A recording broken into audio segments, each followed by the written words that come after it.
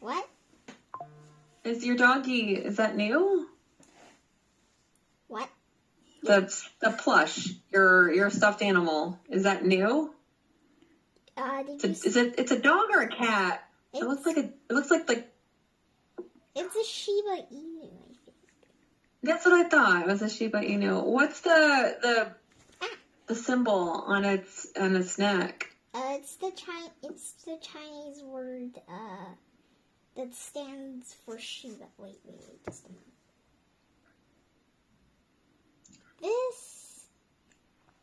This is Shiba Inu in Chinese. Okay.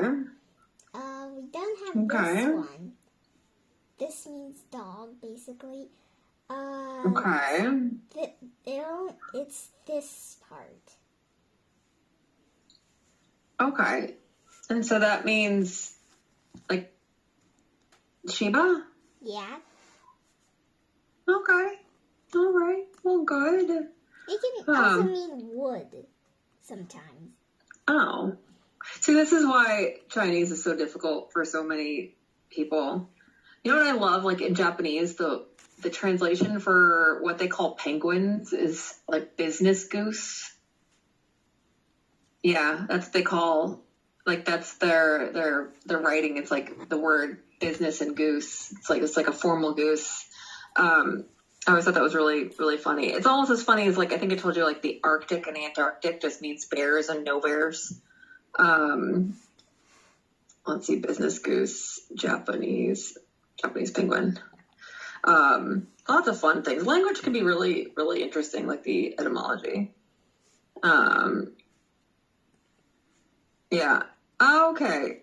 So, yes, it's the Japanese, yeah. But it's actually like tiptoe goose, not business goose, tiptoe goose. It was a interpretation. All right. Anyway, it doesn't matter. But it's still funny. All right. So it's interesting because some countries, some languages don't have words for things, so they have to put words together to make them, and then it just ends up being hilarious. That's why when someone's a translator, it's actually a very difficult job because you need to know the author's intention, because you can translate words very differently depending on the feeling, because there's shades of words. So yeah, anyway, we're going to talk about groundwater today. So what do you know about groundwater? I know that groundwater comes from the ground.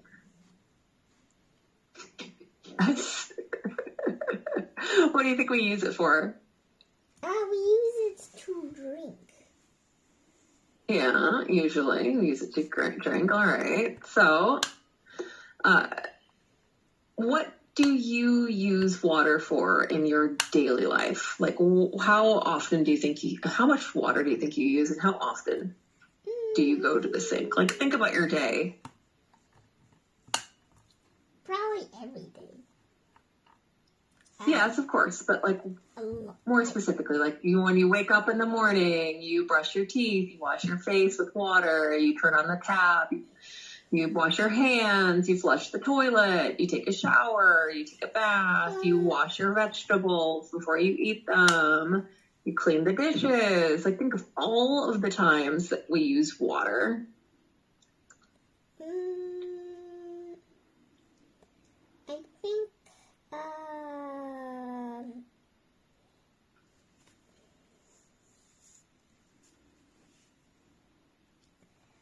we probably use definitely more than 90% of the water. 90%? Okay. Or 100. Some countries use more water than others. Per capita, I'm talking about per person. The U.S. uses a lot. We're trying to cut back. All right, but let's go ahead. We're going to do some vocabulary words, and then we'll read our story for today. So this first one is drought. Think out. Drought. GH is silent. Drought. The floor is cracked. So, is it wet or dry? it is very dry. Or perhaps you Yeah. can steal a block of it and take it back to your home to plant plants. Maybe, or build a house. Who knows how hard it's gotten. All right, so what is a drought, though? And have you ever experienced a drought? I have never experienced a drought, actually. Okay. I have in Florida when I was a teenager, and it's a long period when there's little or no rain. And in Florida, we're used to a lot of rain, so we didn't get a lot of rain. And the government made it very, put a lot of rules for watering your grass because everyone's grass is dying because there is no water. So people were using their water from their homes to water their grass to keep it green. And the government's like, no, no, no, no, we need that for drinking. And so we had a lot of, like, you could only water your garden like 2 times a week and you had to alternate with your neighbor. So yeah. All right. So let's do irrigate and groundwater. Ivanka, go ahead. Irrigate and groundwater. Please read. To supply the land with water, especially to help plants like crops grow. Yeah. And let's do groundwater. Water Yeah. goes underground in the soil or rock, often feeding wells. Good. Okay, go ahead to irrigate. To irrigate their crops, farmers pumped huge amounts of groundwater from the land. Very good. All right. Crisis and this is aquifers. Go ahead. Aquifers. Crisis, dangerous or understandable time or situation that demands attention. California is the only place with a water crisis. Mm-hmm. And then we have aquifers. Okay, aquifers. Underground layers of rock, sand, and other material that can hold and absorb water. Most of the groundwater is stored beneath land in aquifers. Good. You can probably gather that the aqua is for water. They use that in a lot of words. We have aqueducts, which is a water bridge, aquifers, aquarium, Aquarius. Lots of things that we use. All right. United Nations. Yeah? United Nations, an international organization that aims to solve world problems in a peaceful way.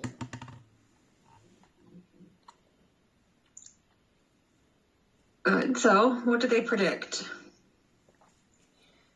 The United Nations predicts battles over water will only grow worse. Yeah, my friend, her daughter, so my friend's daughter just got a job here with the Malta envoy. I had my old job, Ivanka, we had 2 offices in Malta that I helped set up. It's an island in Europe. And so I had colleagues there. And yeah, it's a very small country, so she's working there. She's only 21. She just finished university, and this is her job, so it's kind of cool. All right, famine and percolate. Okay. All right, percolate. Famine. Let's start with famine. Famine, a situation in which large numbers of people or many of them die. Yeah. There's something wrong with the nails. Yeah, they probably either working hard or don't have enough nutrients, and your nail beds get... So, Ivanka, little side story, actually. So here in Paraguay, when you go to a public pool, you have to get, there's almost always at the big community pools, a doctor there. And before you're allowed to go in the water, they check your feet. And they check your feet because so much of Paraguay is very poor and it's muddy, and people will have their feet wet a long time and they get this fungus on their toes that's transmittable. So the doctor basically, when you go to a pool here, checks everyone's feet and you get a little certification that your feet don't have fungus. And this just reminds me of this because I've seen people with the foot fungus. And it's usually the nails. It's the nail beds. You see like green nails. So yeah. All right. Anyways, let's go ahead. Percolate. Percolate. To trickle or spread slowly through something with small holes or openings. Mm-hmm. Good. So rain and melting snow.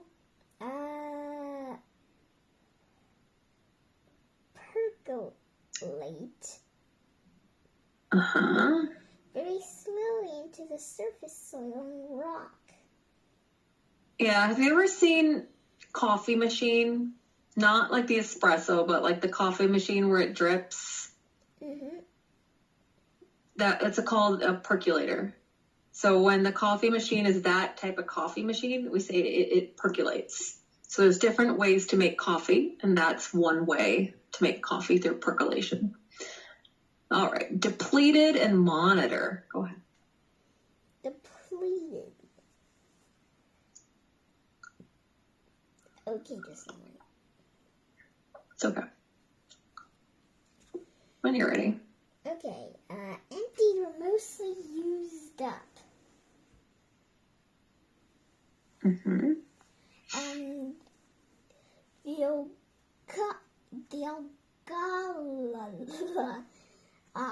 The Ogallala aquifer could be 70% depleted by the year 2060. Good, yeah, very good. And monitor.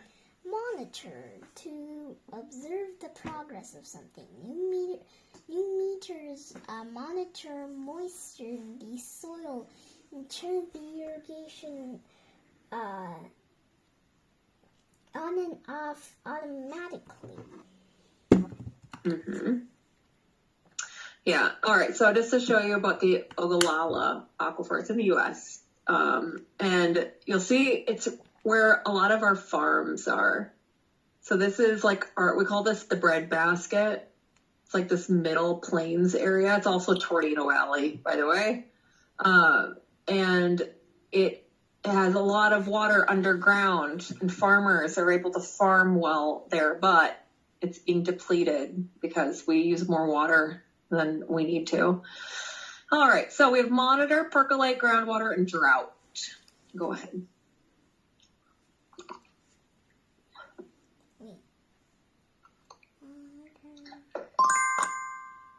What? Good.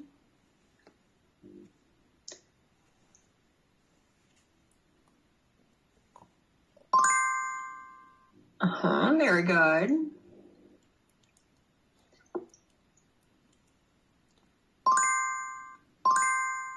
Yeah, very good. All right, we're not going to do that one. All right, so go ahead. Now this one I want you to choose, drag, and say.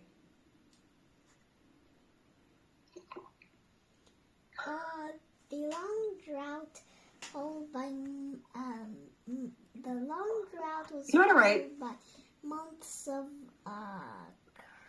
You got it right. Crisis is a problem. You had it right before with famine. What is this? But doing with me? is it like it's messing with you? It's all right. Sometimes they're a bit sticky, but it's famine. It doesn't really. It could be months of crisis, but famine's a little bit a better solution. Okay. Because it's like a crisis is like a problem. Like, so we can replace it with months of problems. Like, yeah, but it's not very specific. But a drought would cause a famine. All right. So salmon populations have been severely lessened. What's another word for less? Yeah, good. Now the farmers water their crops with water. Yeah, very good. All right. I can't take it out. What do you want to do? Yeah, you can't take it out. Once it's done, Ivanka, it's done. Now, I would say the world is facing a potential resource famine. We can also use that in terms of like not having enough. We couldn't say depleted, resource depletion. We could say that. All right. So, which chapter looks the most interesting to you? Ivanka. The water fights looks the most interesting. Yeah. I know that in the U.S., it's like feast or famine. You know, where the U.S. is made of individual states, and so we have states and then the federal government. But a lot of states like own the water that they have, and they can sell it to other states. So there's always been like an energy as well. So there's always been some issues with resources depending on what state you're in. All right, so let's think about why groundwater is so important. That's just the idea that you'll have in your head while we're reading to get reasons why it's important. All right, when the water runs out. Go ahead. When the water runs out. Picture getting up one morning, turning on the faucet and getting nothing but a gurgle. This happened in 2014 a part of California famous for its fruits and vegetables. Years of drought there meant low rainfall. So to irrigate their crops, farmers pumped huge amounts of groundwater from under the land. Is this a farmer? She could be. I don't really think of her as a farmer, but you know, they have machines now. They have giant machines. Like we have in Paraguay. It's really funny because, not funny like haha, but an interesting fact, like most of our farmers in Paraguay are not indigenous Paraguayans, meaning their families weren't here forever. They're the Mennonites, so the Germans.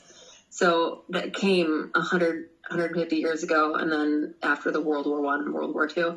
So we have these Mennonite communities that don't look, they're blonde hair, blue-eyed, don't congregate with anyone, they have their own hospital.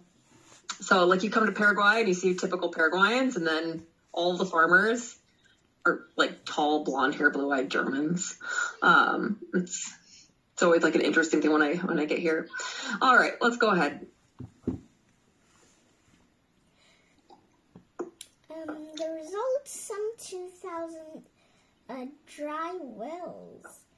Even with rain, experts warn that the shortage of underground water will not end soon. Fortunately, California isn't the only place with a water crisis. Yeah, so according to the experts, is the water crisis in California a short-term or long-term problem?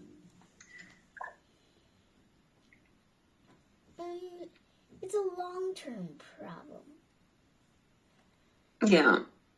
The other thing is like how much farming. So California in recent decades have changed a lot of the farming that they do.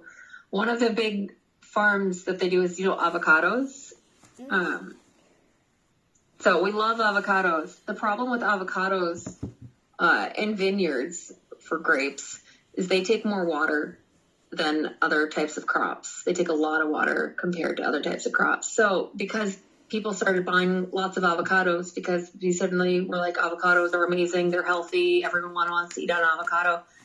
It changed how much water was needed for those farms, and it made the situation even worse. All right, so whenever we do these reading lessons, Ivanka, because we're doing a reading a book today, that's a bit different than some of our other lessons that we do.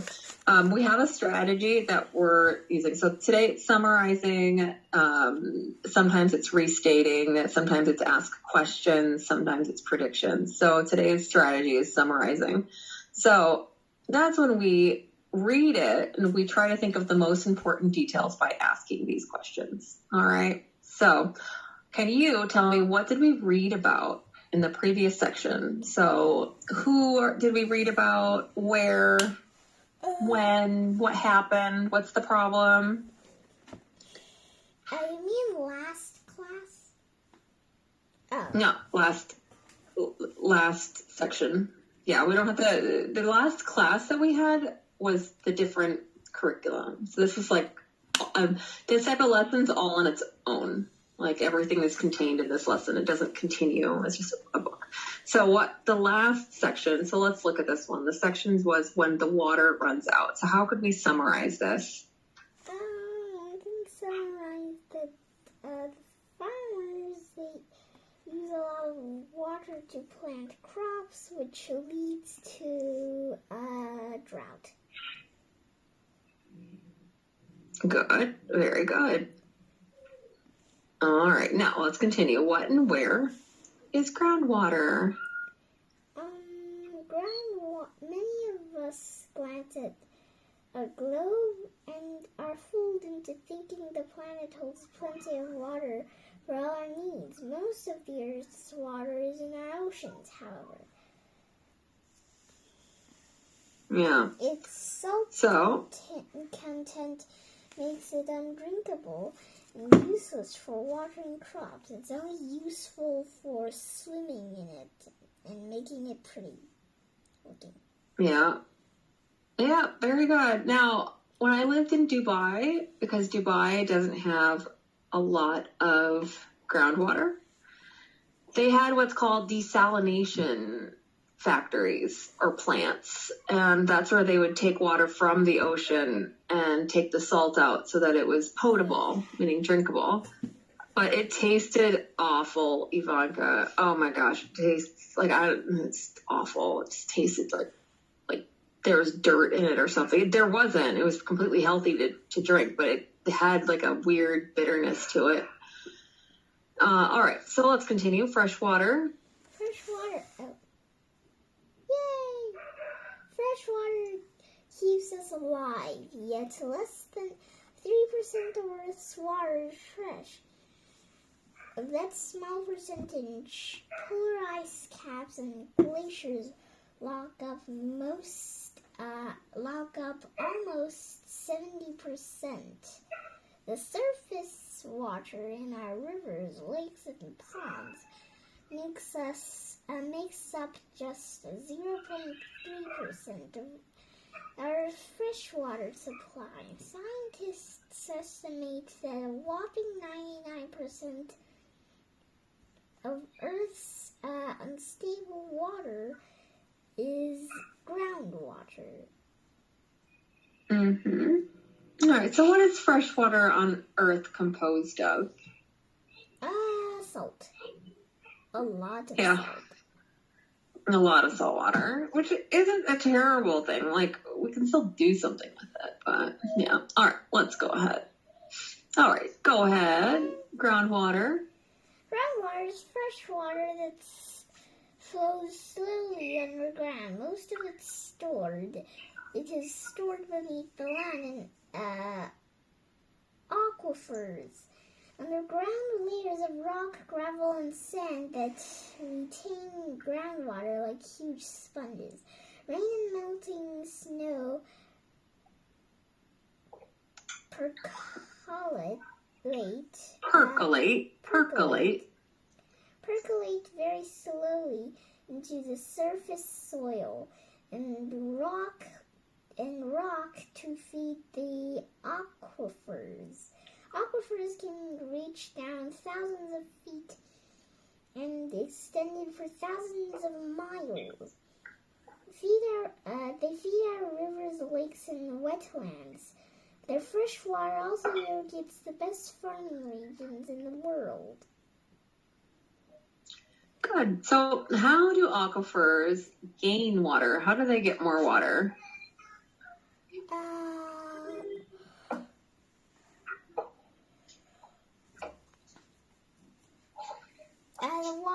What happens? The water gets onto the grass. Yeah. And trickles, kind of trickling down into the percolate. Yeah. Soil. Yeah. Very good. Very good. All right. So go ahead. For more than a century. For more than a century, people have been pumping millions of gallons of water from underground to drink, grow crops, and meet other needs. Even during droughts, communities and farms located above aquifers can draw underground water to survive and thrive. This water source keeps much of humanity from going hungry and thirsty.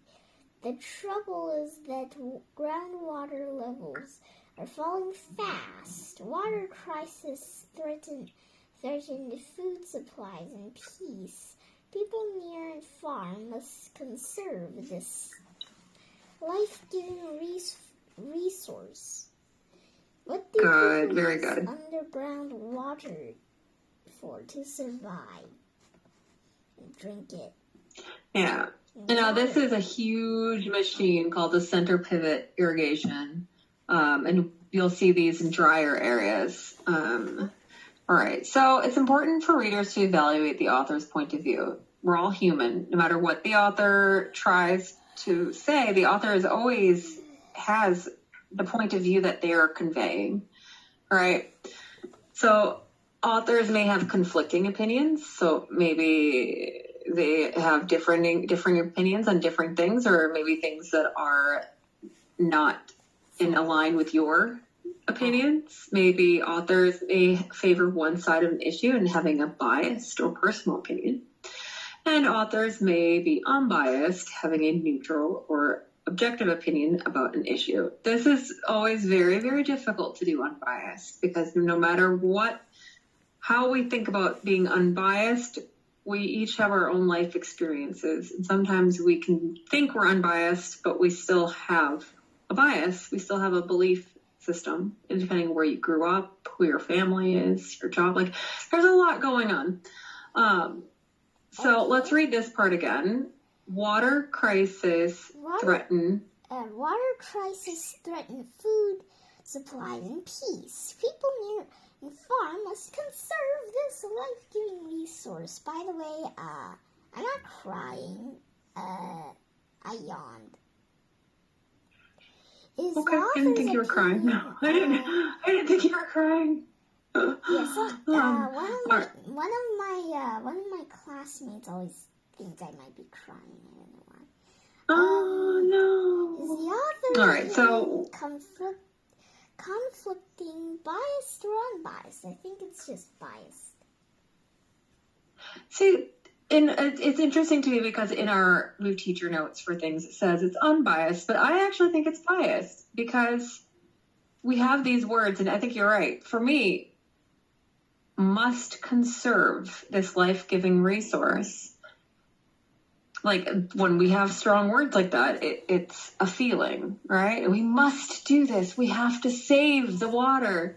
Someone might think that it's not a problem. We'll just do desalination plants. We'll just do so this is this author's opinion that we need to do something. We need to act. Could be the right thing to do, but it doesn't mean that it's the only thing to do.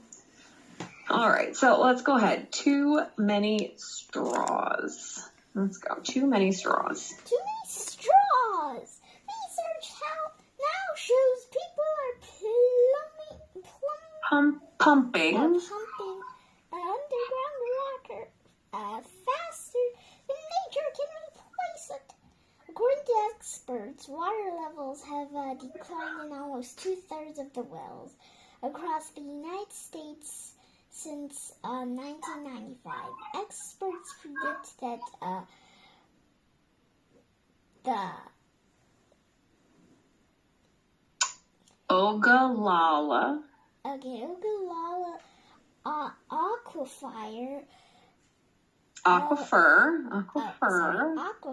below the Great Plains could be 70% depleted by the 2060.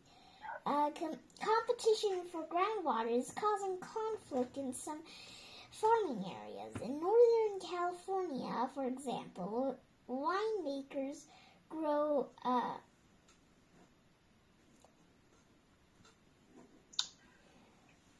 acres. Acres of grapes, which require large amounts of water. Many of these growers have drilled deep wells to make sure they can get the underground water they need. Without it, they might go out of business. Good. So grapes and avocados, they take some of the most water out of any crop, and we honestly couldn't live without them. All right, so go ahead. Okay. So let's look. So what might happen if growers keep on drilling deep wells at this speed? They might have no water to drink. They might have the water to drink. Absolutely. All right, so that's the farmers there. Also farmers that grow beef as well, that raise cows. All right, so go ahead. Let's go ahead. Many smaller farmers And the homeowners nearby, though, blame these vineyards for sucking up too much of the underground water. They all share, while their shallower wells go dry in many cases. These smaller property owners cannot afford to drill deeper wells for themselves. It's as if everyone has their straws in the same drink, but some farms and businesses can pay for more and longer straws. Yeah, very, very good. This situation raises big questions. Who owns the groundwater? How much use is fair? So what makes the small property owners upset? Why are they angry? They're angry since, they think that the people growing grapes are stealing their water. Yeah, the vineyards, the wine. Yeah, because they can afford really deep, very, very expensive drilled wells that the average person wouldn't be able to afford. All right, water fights. This is the one that you were interested in. This is Pakistan. Water fights. Fighting for water, basically, I think. Okay, halfway around the world, Pakistan's available water has dropped by almost 75% in the last 60 years. Many in Pakistan puts the blame on India. It's India.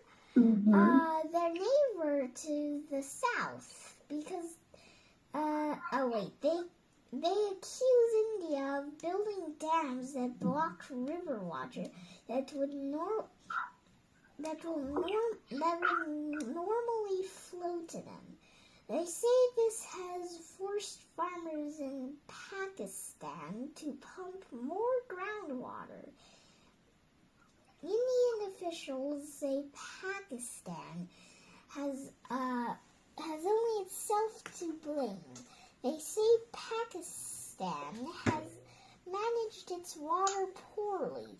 These two countries have fought four wars in the past. They both face water shortages and increasing competition for fresh water. So, what do India and Pakistan blame each other for? For draining all the water. Yeah, but they hate each other anyway. It's long history. So it's like I crossed from Pakistan into India in, I think, 2011. But most Indians and Pakistanis cannot cross the border. So it was like the most silent border crossing I've ever been in. Because it was like just me and some other like Western American, English, British tourists, and I'm talking like there were like 5 of us in the whole building. All right, so read the following sentences and decide if they are true or false. Wait. Why is this true red, but this false Why is this true red and this false is green? Just messing with you. I don't know. I wouldn't have chosen that. Usually it's the opposite, but just ignore the colors. So both Pakistan and India are facing, they're facing water shortages. And Pakistan blames India for pumping too much groundwater. No, they blame for the stopping the rivers and the dams, right? The dams. The dams pollute. False.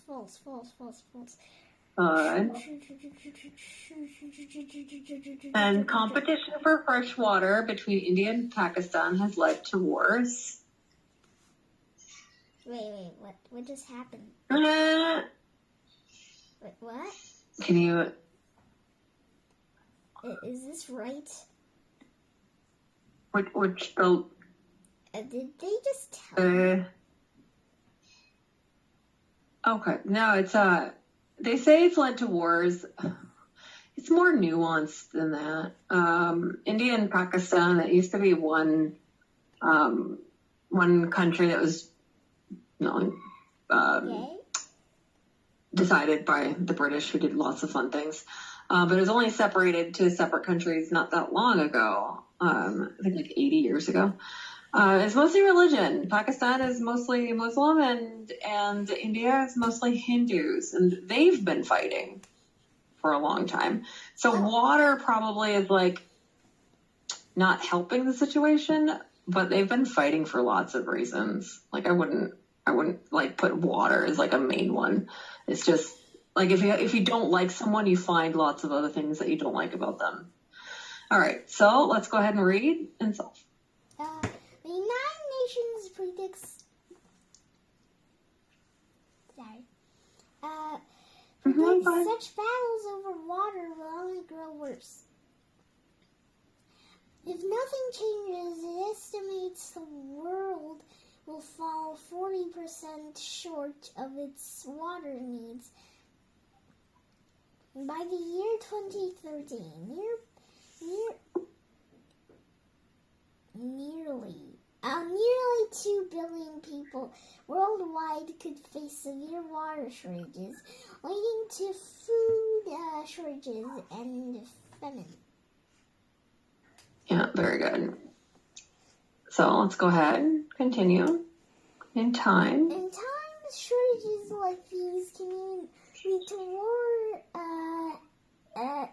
even lead to war. Experts warn.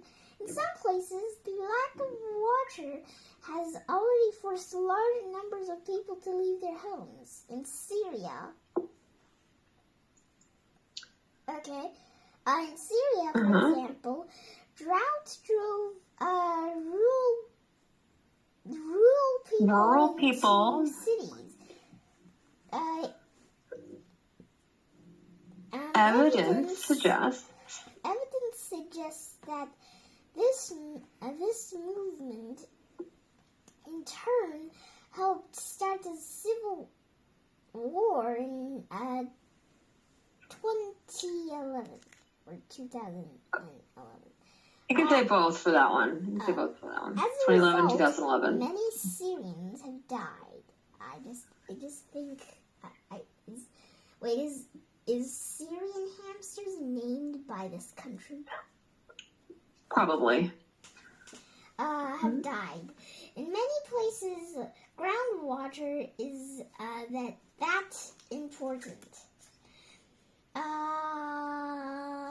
The difference between green farms or dusty fields, a matter of life or death without water supplies that people can rely on, violence and great suffering threaten to spread as people fight for water sources.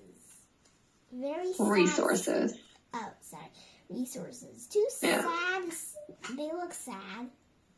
Too sad. Yeah. So there's been outside the shelter. So there's been a war in Syria for many, many years now. So it hasn't really gotten better. there. We just don't talk about it as much.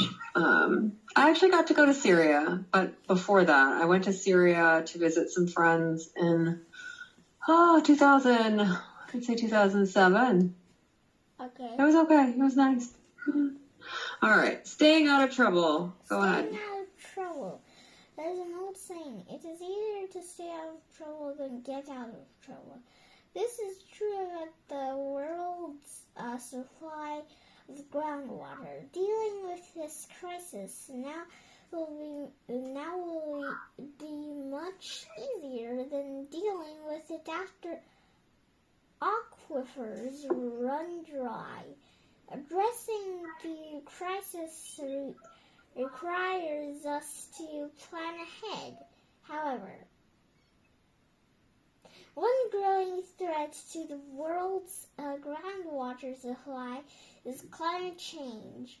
Almost all scientists who study the Earth now agree that it's getting hotter. Why do you quote the old saying? So, why does the author quote the old saying? The author quoted the old saying is that the author really wants you to notice the old saying. Well, what does it mean? It's easier to stay out of trouble than to get out of trouble. What does that mean? This means if you get out of trouble, if you try to get out of trouble, you basically need to use your brain. If you stay out of trouble, you just need to avoid it. It's not as tiring. Well, I guess. you don't have to fix the problem, right? You're just staying out of the problem. You haven't caused the problem and then have to also not fix it, right? So it makes it a little bit easier. All right. So what is the main idea of the section, staying out of trouble? Farmers should stop growing crops. Wait. One answer. Dealing with the water crisis now will be much easier than dealing with it. I think it's B. I'm just gonna. Yes, you are right. You try it. Give it a go. Yeah.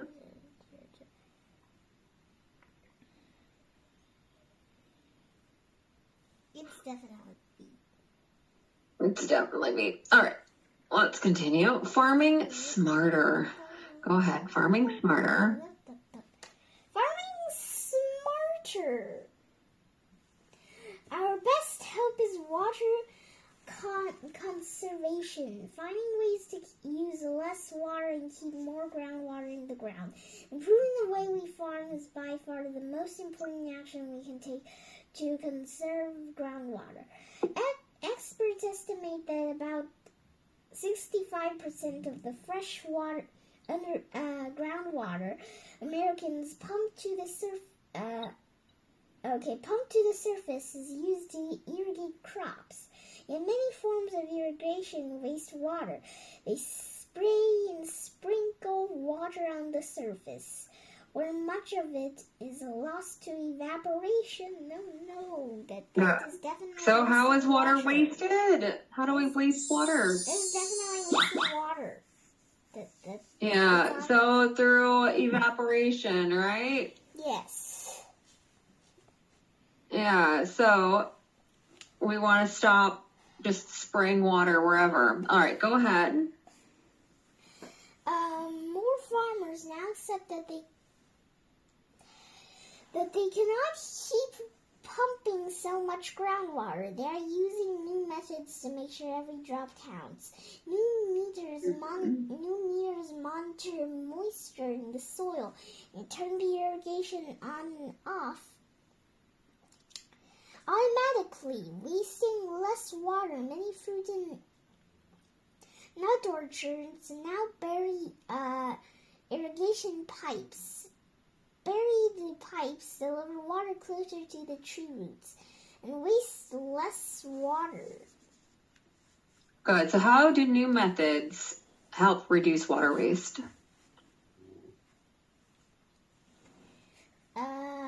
It helped us reduce the waters that evaporate. That's Yeah, so it goes underground, and then they don't just lose it in the air. All right. okay. Future focus. Record drought forced California to conserve water. At one point, cities there could fine people $500 a day if they failed to follow restrictions on wasting cars or watering lawns. As a result, water use there dropped. In just 6 months, people in California went from using as much as 140 gallons, 530 liters per person, to just 67 gallons, 254 liters a day. On average. Yeah, so people themselves stopped using as much water. So let's look at how we use the trouble with toilets. All right, go ahead. The trouble with toilets. Did you know that toilets uses more water than anything else in your house? They do. According to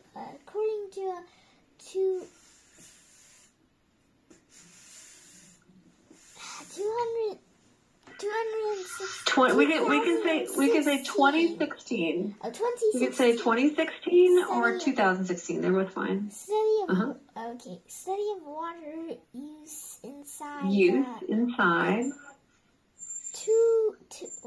23,740 Good. homes spread throughout the United States, but not as much as they did in a similar 1999 study. Newer, more efficient toilets help send less water to the sewer. Some families do also practice selective flushing. That means they don't flush the toilet each time they use it. Yeah. I think that one's not. That's a false friend. That question doesn't come out. Oh. All right. I can't get it. I think it's a newer lesson. All right, go ahead. Okay. Saving our underground water isn't easy. People need to groundwater, good. People need to drink. Farmers need to irrigate crops to grow our food. Still, we can be smarter about how we use this resource, both now and far into the future. In the dry summer of 2014, some Los Angeles homeowners swapped grass for plants that can thrive on less water. Good. So what do we now know? What do you think the author's attitude towards saving groundwater is? What is their opinion? They think that saving groundwater is a must. Yeah, I mean, it's imperative. We have to do this or we won't be able to grow the food we need. We won't be able to have the water we need to drink. So list 3 things you can do in your own life, Ivanka, to conserve water. How can you conserve water?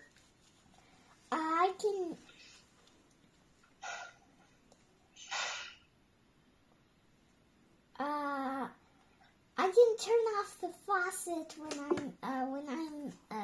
I'm using the soap. All right, good. And maybe when you're brushing your teeth, you only put it on. Take shorter showers, right? Mm-hmm. Shorter showers. My husband practices the selective flushing, but I don't like that. I would say I don't like the selective flushing. It's annoying. It's like when you flush it like once a day, but the problem is Ivanka, I have, my son, he's 1, almost 2. He somehow always manages to get to a toilet and he loves playing in the water. So yeah, my husband was doing the selective flushing thing, but then my son got into the toilet and got all wet, and my husband didn't know what he was wet with. And Louis goes up to my husband with his hands, wanting a hug, and my husband picks him up, and Louis puts his hands all over his face. And my husband's like, why are his hands wet? And I was like, I don't know. And then we looked, and it was the toilet seat was up. So I'm like, maybe we shouldn't practice selective flushing. We have things that close the toilet, Ivanka. The problem is I have 2 other kids. So you can have the thing that closes the toilet, but when you have other children, like the chances of them closing it properly, it diminishes with each child. So yeah, now we have to lock our bathroom doors, but yeah, that happened. Now I think my husband may have changed his opinion on that. All right, what are you going to do now, Ivanka? I'm gonna eat dinner. All right, well, hope I have you a wonderful dinner, and I will see you in our next class. All right. See you. Thank you. Bye-bye. See you.